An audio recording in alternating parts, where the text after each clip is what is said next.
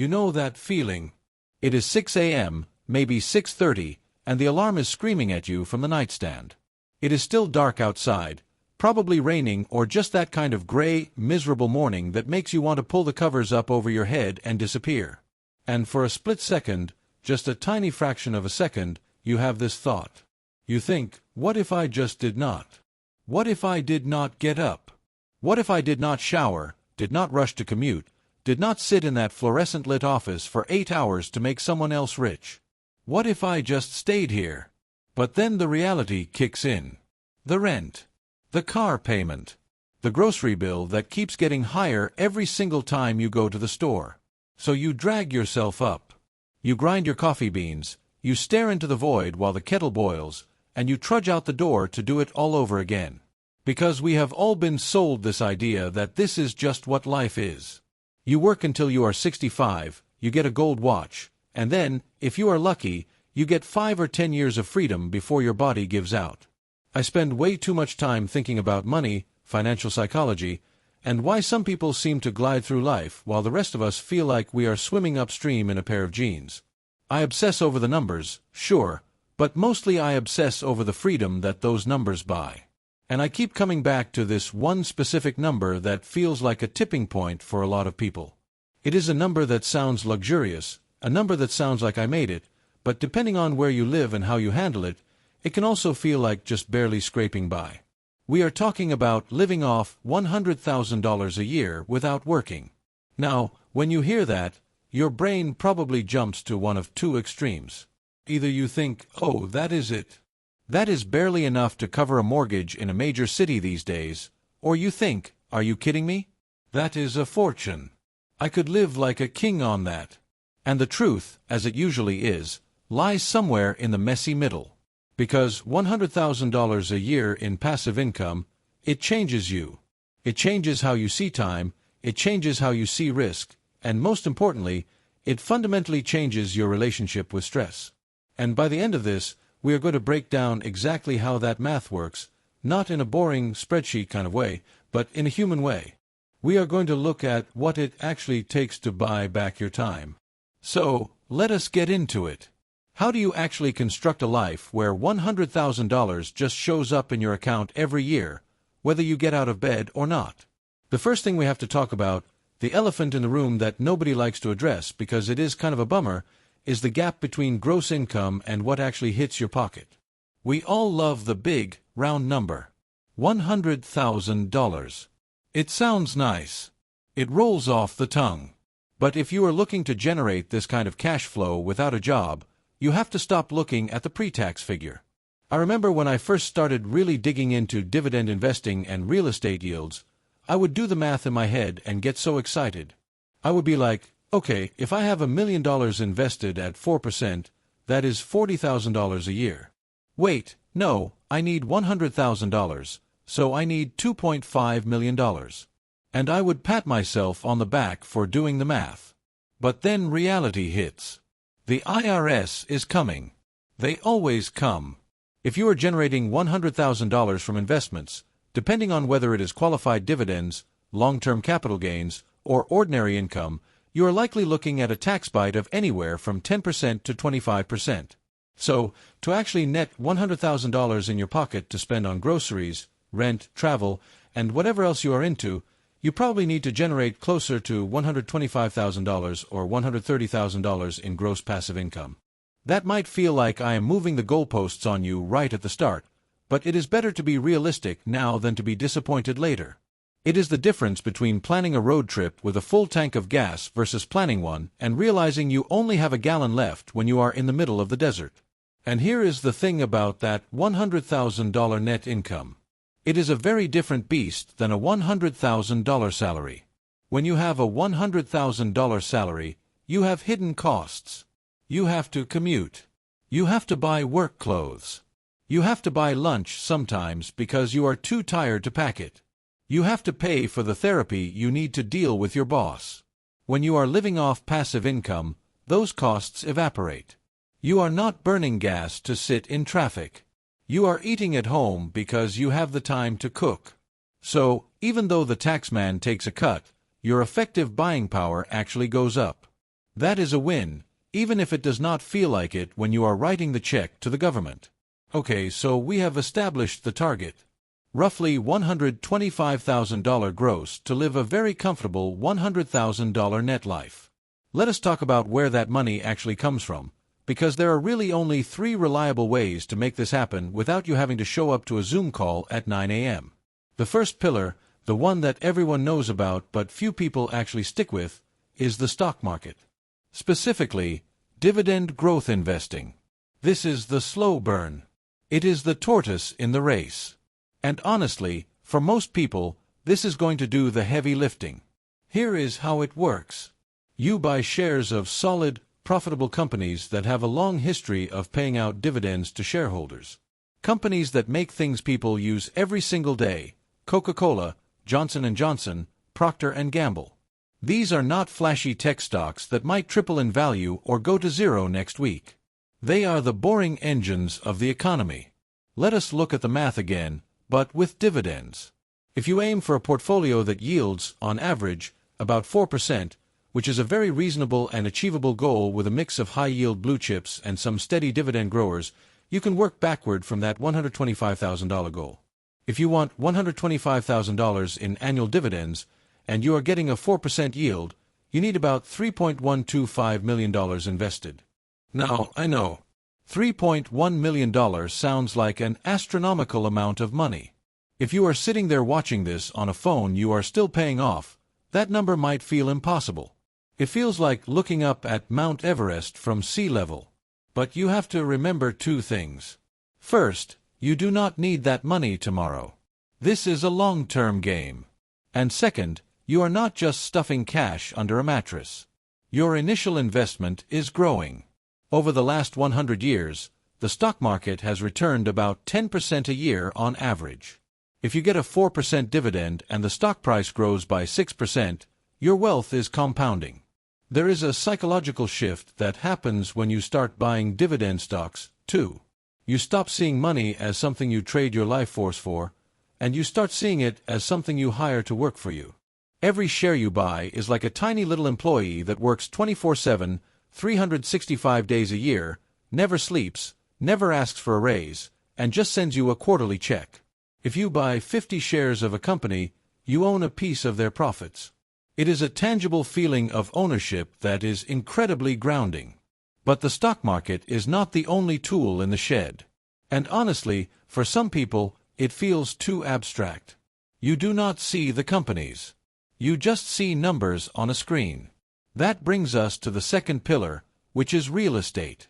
Real estate is the classic wealth builder for a reason. It uses leverage, meaning you can use the bank's money to control a much larger asset than you could afford with cash alone. But we are not talking about becoming a landlord who fixes toilets at 3 a.m. That is a job. We are talking about passive real estate. This is where things like REITs, real estate investment trusts, come into play. These are companies that own and operate income-producing real estate. You buy shares of the REIT on the stock market just like Apple or Tesla, and they pay out dividends from the rent they collect. It gives you exposure to real estate without having to deal with tenants, termites, or trash. And REITs often have higher yields than regular stocks, sometimes 5%, 6%, or even more. That means your principal requirement might drop. If you are getting a 6% yield, you might only need around $2 million invested to hit your $125,000 gross number. But then there is the physical route, if you want to get a bit more hands-on but still stay semi-passive. You could buy a rental property and hire a property management company to handle the day-to-day stuff. Sure, they will take a cut of the rent, usually 8% to 10%, but they handle the headaches. You are trading a small percentage of your profit for your sanity. That is a trade I am willing to make any day of the week. I have a friend who did exactly this. He bought a duplex in a college town. He hired a management company, and after the mortgage, taxes, insurance, and management fees, he pockets about $800 a month. That is $9,600 a year. It is not life-changing money on its own, but it is one piece of the puzzle. He bought 3 more just like it. Suddenly, he has got almost $40,000 a year coming in, and he has never met a single tenant. He lives in a different state. He just checks his bank account once a month. That is the power of real estate when you detach your time from the labor. The third pillar is the one that is a little bit riskier, a little bit more volatile, but can create massive amounts of leverage digital assets. This is the wild card. It could be a digital product you created once, like an ebook or a course, that sells on autopilot. It could be a YouTube channel with evergreen content. It could be a software-as-a-service tool that people pay a monthly subscription for. This is the new money way of hitting that $100,000 goal. The barrier to entry is zero. You do not need millions in capital, but the barrier to success is high because you have to build something people actually want. But once you build it, the margins are insane. You sell a PDF for $20. It costs you nothing to duplicate it. You sell 5,000 copies a year, and that is $100,000 right there. Imagine waking up on a Tuesday to find out that while you were sleeping, people in 7 different countries bought your little guide to container gardening or your coding course. It is a magical feeling. It makes you realize that we do not live in the industrial age anymore. We do not have to work in a factory. We can build an asset one time and let the internet distribute it forever. Now, here is where the psychology really starts to get interesting.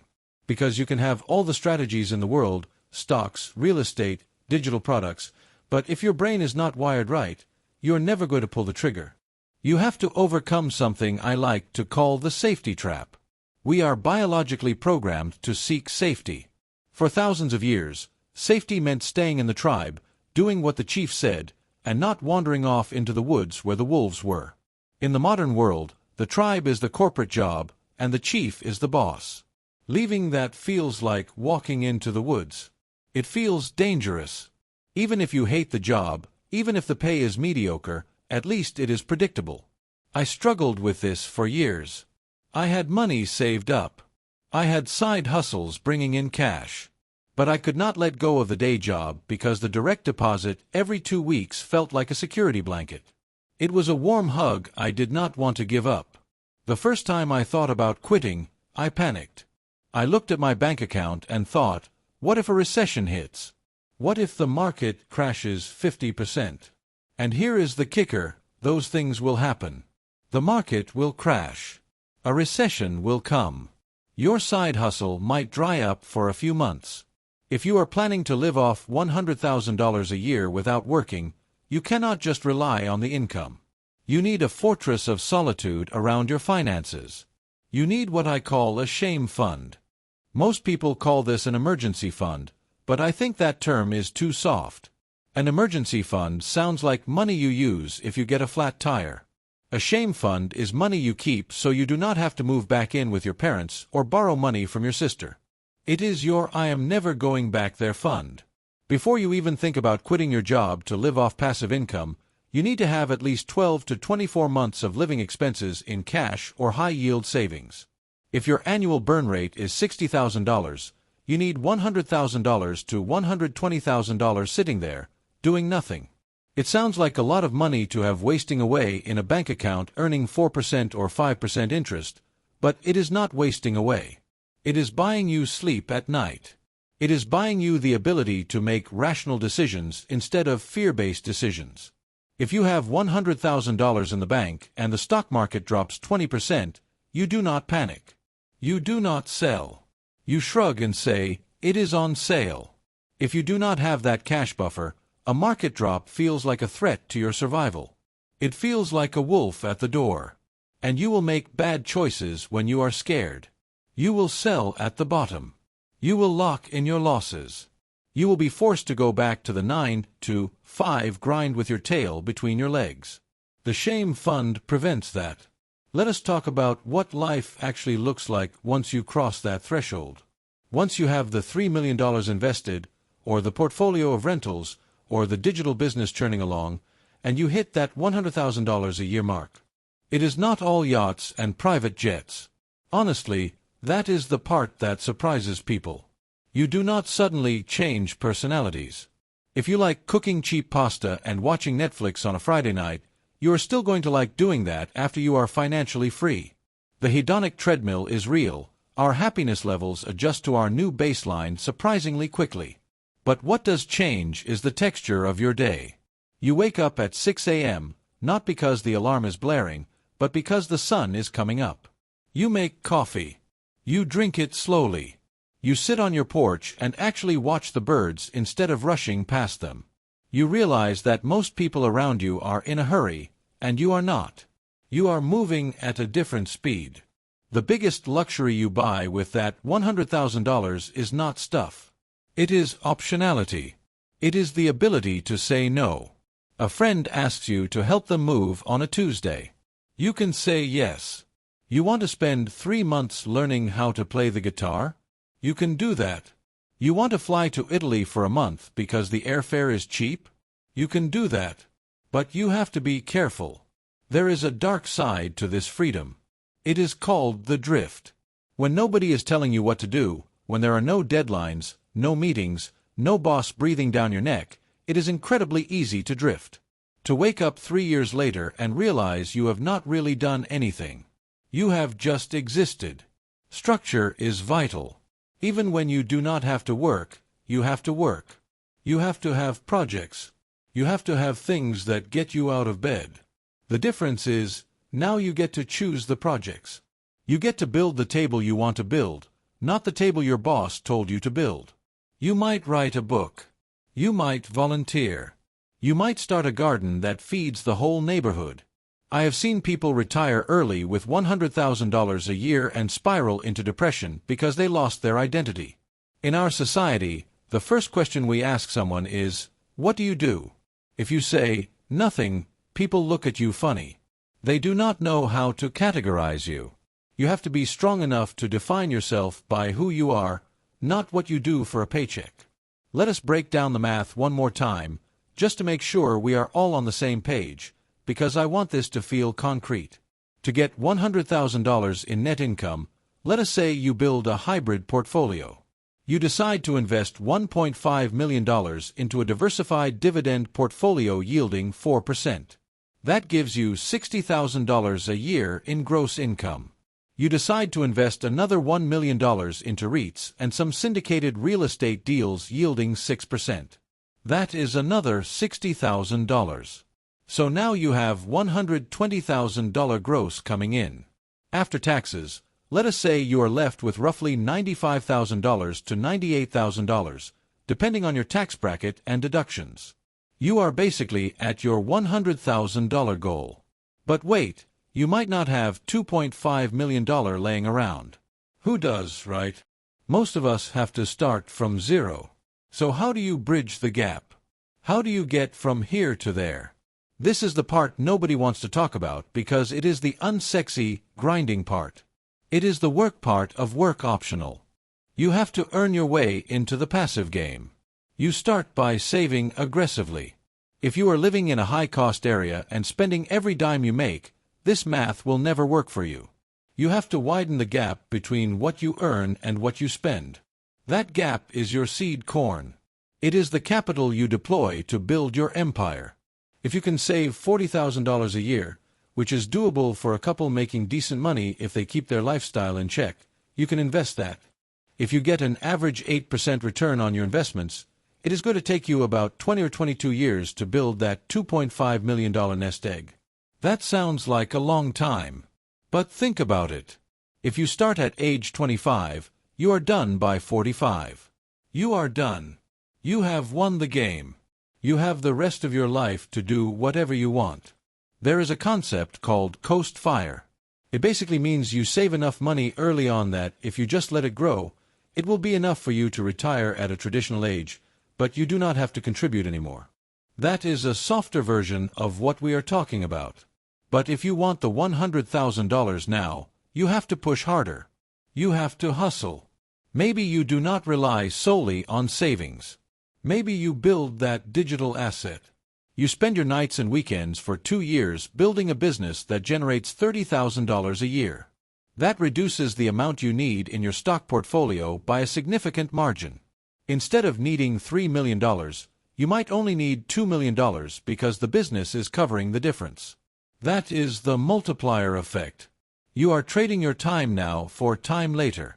One of the biggest mistakes I see people make is underestimating their expenses when they finally quit their job. They think, I spend $4,000 a month now, so I will need $4,000 a month in retirement. But when you have 24 hours a day of free time, you spend money differently. You travel more. You take up expensive hobbies. You eat out for lunch because you are out exploring the city. I call this the vacation effect. When you are on vacation, you spend twice as much as you do at home. Well, if every day is a vacation, your spending is going to creep up. You need to build a buffer for that. If you think you need $100,000, aim for $120,000. It is always better to have too much money than too little. We also need to touch on inflation. It is the silent killer of dreams. $100,000 today is not going to feel like $100,000 in 20 years. It is probably going to feel like $50,000. This means your passive income needs to grow. You cannot just stash your money under a mattress. Your dividends need to grow every year. You need to own companies that raise their dividends. You need rental properties where you can raise the rent. This is why dividend growth investing is so powerful. You buy a stock that yields 3% today, but they increase the dividend by 8% every year. In 10 years, your yield on cost, what you are getting based on what you originally paid, might be 8% or 9%. You are beating inflation simply by owning high-quality assets that care about their shareholders. And here is a thought that keeps me up at night sometimes. The definition of enough. We have been chasing this $100,000 number, but is it really the finish line? If you are single, $100,000 is amazing. You are living large. But if you have 3 kids, a spouse who does not work, and you live in San Francisco or New York, $100,000 is barely scratching the surface. You might need $200,000 or $300,000 to live the same lifestyle that someone in Ohio lives on $60,000. Geographic arbitrage is a huge lever here. If you can generate $100,000 online, you can live in a place where that money goes twice as far. You can move to Portugal or Thailand or Costa Rica or just a small town in the Midwest. You can live like a king on a budget that would have you scraping by in a major metropolis. This is the digital nomad dream, but it works for retirees too. I have a neighbor who retired last year. He sold his tiny condo in Seattle for a fortune, moved to a small town in the mountains of North Carolina, paid cash for a beautiful house, and is living off the interest of the rest of his money. He goes hiking every day. He drinks coffee on his porch. He looks 10 years younger than he did when he was working. He made a conscious decision to trade location for freedom. And that is a trade more of us should consider. We have covered a lot of ground here. We talked about the stock market, real estate, digital assets, taxes, emergency funds, inflation, and the psychology of freedom. It can feel overwhelming. It can feel like there are a million moving parts and you are just trying to keep your head above water. But here is the beautiful thing. You do not have to do it all at once. You do not have to wake up tomorrow with $2.5 million. You just have to start. You buy 1 share. You open a high-yield savings account and put $50 in it. You write 1 page of the ebook. You declutter your house and sell something you do not need so you can invest that money. Every single step you take is a brick in the wall of your freedom. It is a vote for your future self. There is a quote that I think about all the time. It goes something like, "Money is a terrible master but an excellent servant." When you are working for money, when you are terrified of losing your job, money is your master. It dictates where you live, what you drive, how you feel, and how you treat your spouse. It is a cruel master. But when you turn the tables, when you have enough assets to generate that $100,000 a year without you lifting a finger, money becomes your servant. It is there to support you. It pays for your experiences. It keeps a roof over your head. It gives you the ability to be generous, to help your friends, to donate to causes you care about. That is the destination we are heading towards. It is not about being rich in the way movies show it. It is not about swimming in gold coins like Scrooge McDuck. It is